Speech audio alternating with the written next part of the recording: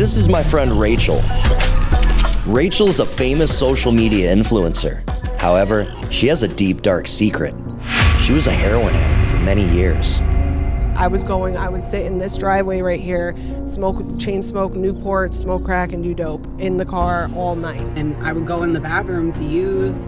I remember smoking crack in the bathroom. He never saw anything like firsthand, but just to think about what was going on with him being there. It was me, my dealer, and my kid. I thought I weren't you like a dentist or something at the time? I was a dental assistant. Yeah, just so imagine somebody working on your teeth and they're fucking shooting crack and coke and shit. Yeah, man, that was her. It was a mess. I was we met in treatment actually, and did the whole rehab romance, forbidden rehab romance thing. And because I was more focused on that relationship than my recovery, I ended up relapsing and he stayed sober. Then I went back to treatment and got sober, and he relapsed like months later down the line. And we always stayed in touch, but a few weeks before he died, and I knew that he had relapsed, and I was maybe like 2-3 months sober, still in early sobriety, in sober living in Oxford. And he texted me out of nowhere and told me that he was really fucked up. And I knew he was relapsed, but he was I can't see my phone. Can you come and stay with me? And I did. And I just was monitoring his breathing the whole entire night because he was so fucked up. And we used to joke, he had the same sense of humor as me, deflection with humor, that type of stuff. And he would always joke hey, I'm not going to be here much longer. I don't want to be here. And I have text messages from the week prior or a couple days prior before him dying, and he was hey, at my funeral, I know you could say bad shit about me, but maybe please don't, we were joking. And I was if you do that, I will bring you back and I will murder you myself. Yeah. Because how rude. I think he went to detox one more time, and then a couple days later I got a call. And everyone immediately, they knew how in love with this kid I was, immediately called me and were they were worried about me relapsing. And once they told me he was dead, I was I don't know. It was, I had lost so many people before in my active addiction. And if I was ever sober, I would immediately use. If someone close to me died, I had another boyfriend back in New York that passed away. He was the one who introduced me to heroin, and he passed away as well. And I immediately, anytime anyone died, I was this is perfect. Yep. Great because excuse to get high. For me, that my friend is dead, I'm gonna go get high. How dare they?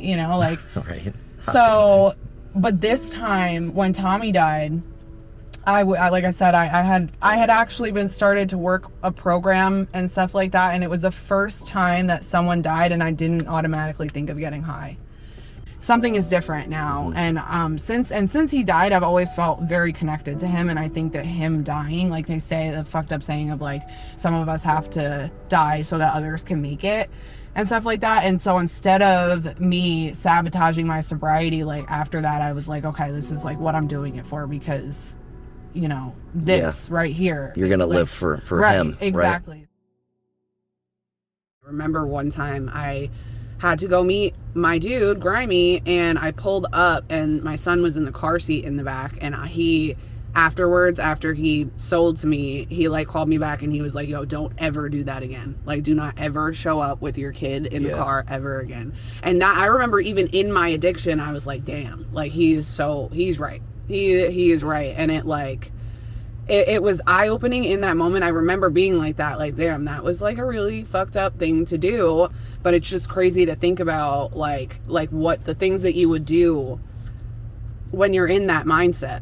Today I would never that makes me sick thinking about it now, thinking about the fact that I even did that and put him in that kind of situation where I even had shit on me or was meeting someone like that.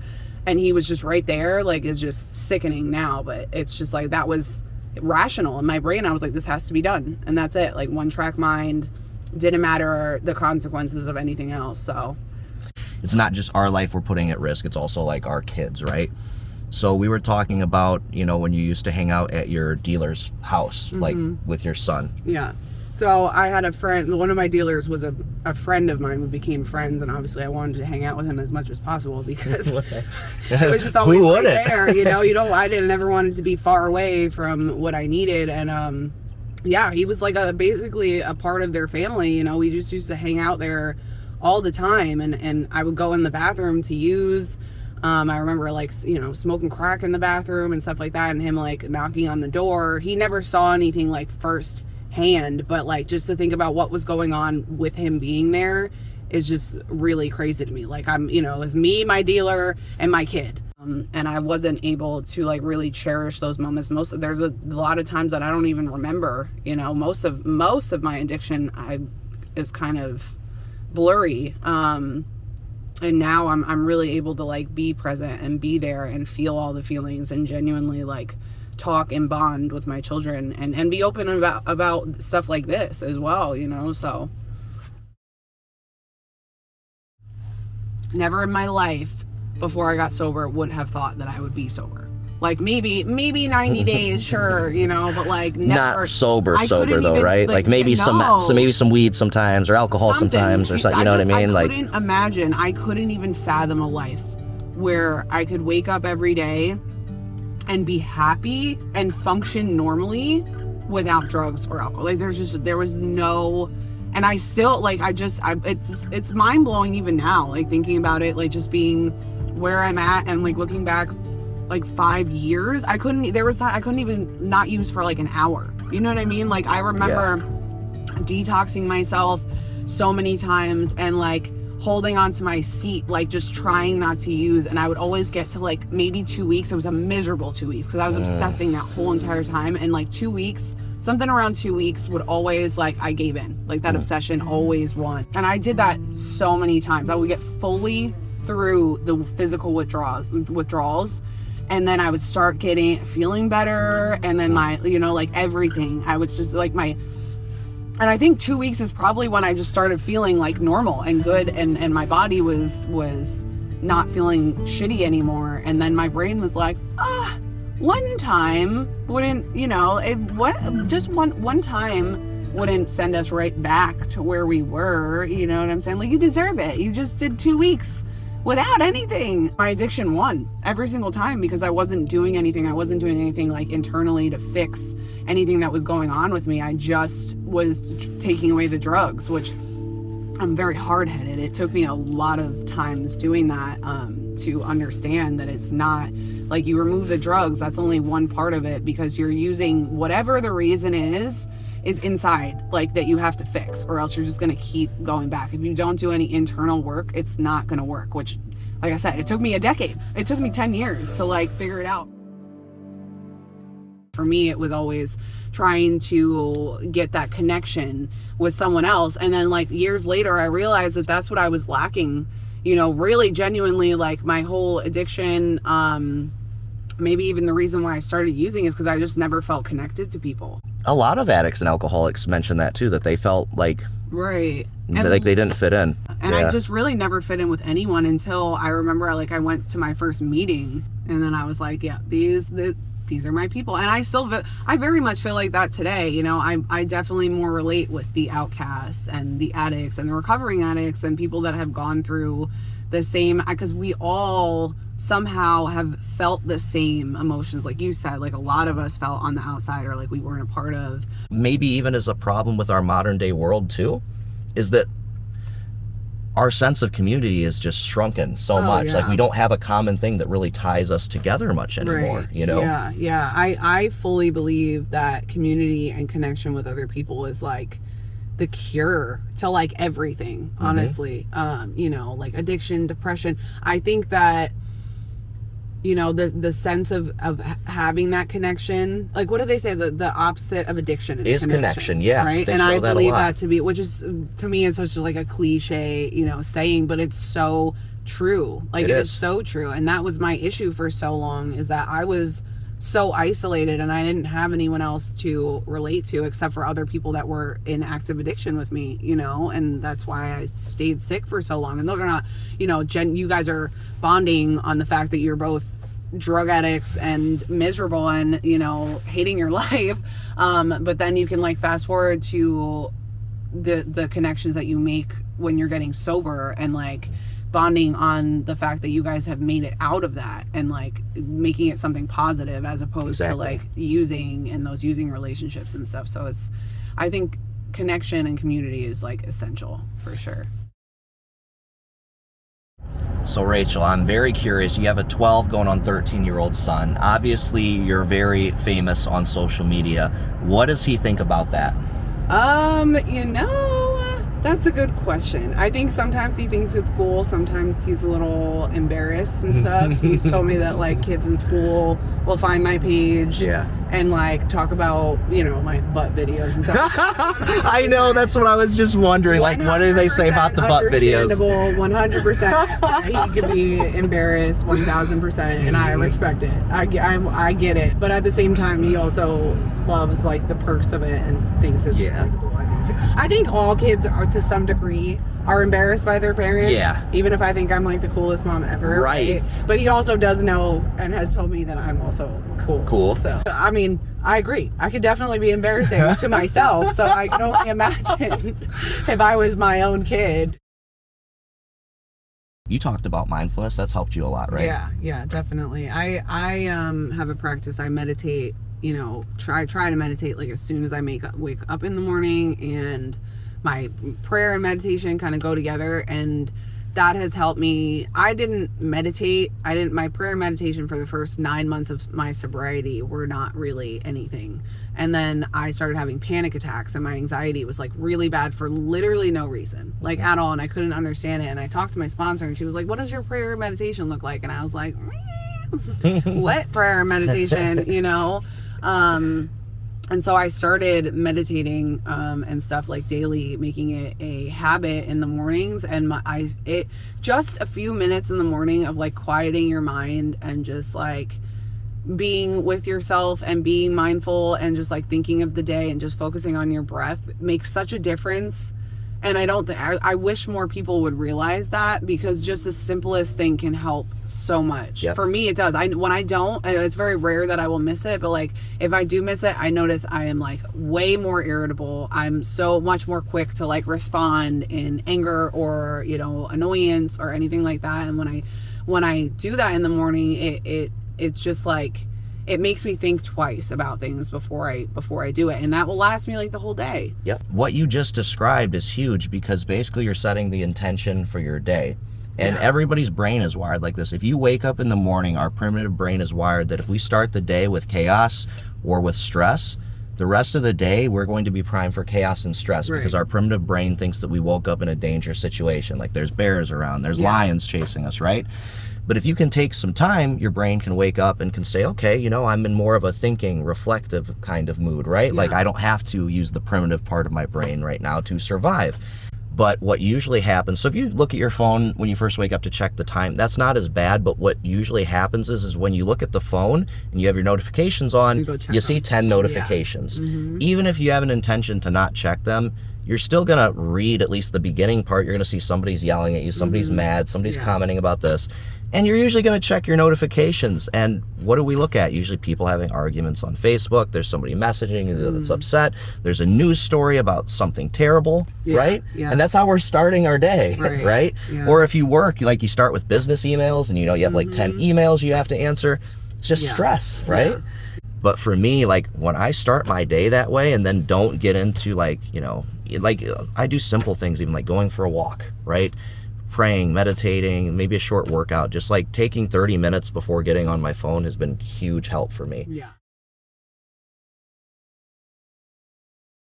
What would you say to a mom that's watching this right now that is at the point that they realize like, yeah, my use is a problem, but I can't leave my kids. Like I want to get sober, but I can't leave my kids to go and detox. Yeah, that's actually a really good question, because that was also it for me for a long time. I was like, I cannot leave my kids. I can't leave my job.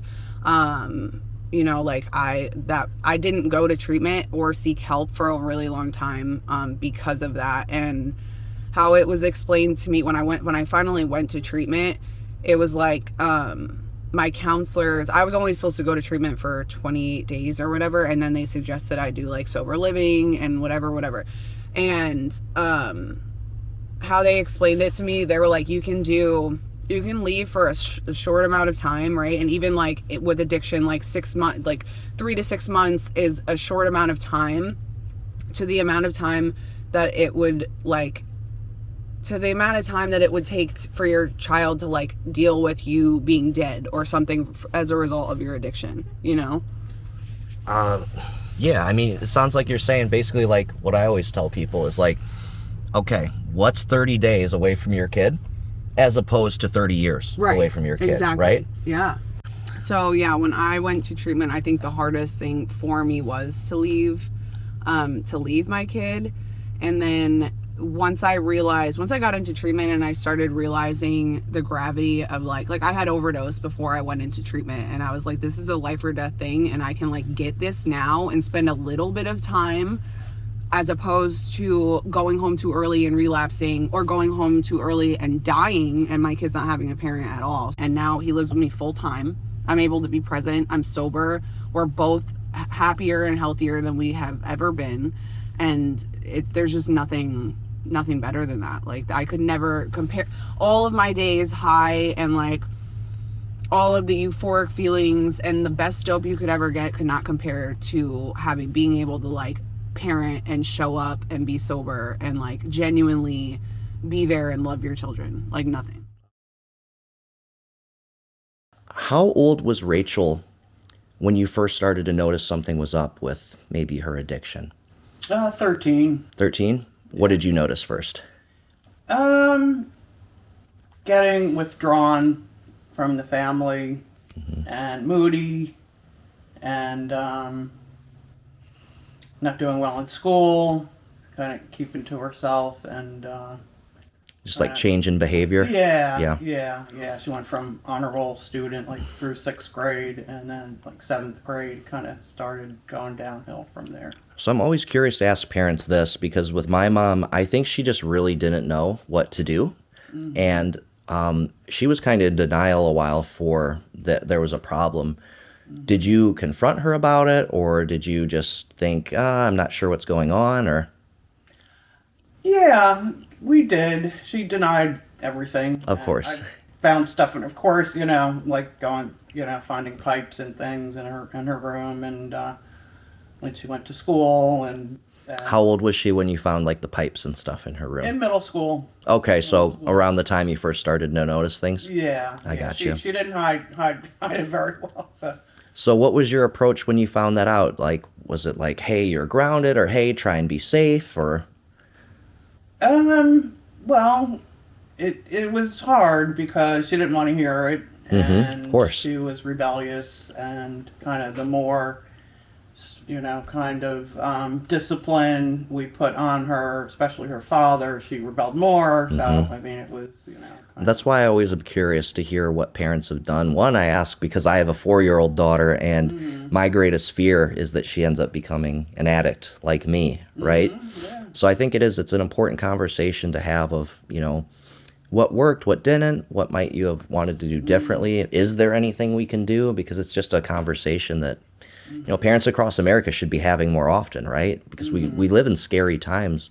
I was talking to Rachel. I don't know if I mentioned this to Rachel earlier, but, her son's 12 going on 13. Right. It's a scary time to have a kid. Yeah, we were just talking about that a week or so ago. And I did find something. I was cleaning under his bed, and I found a packet, and I'm like, what's that? You're like, what is this?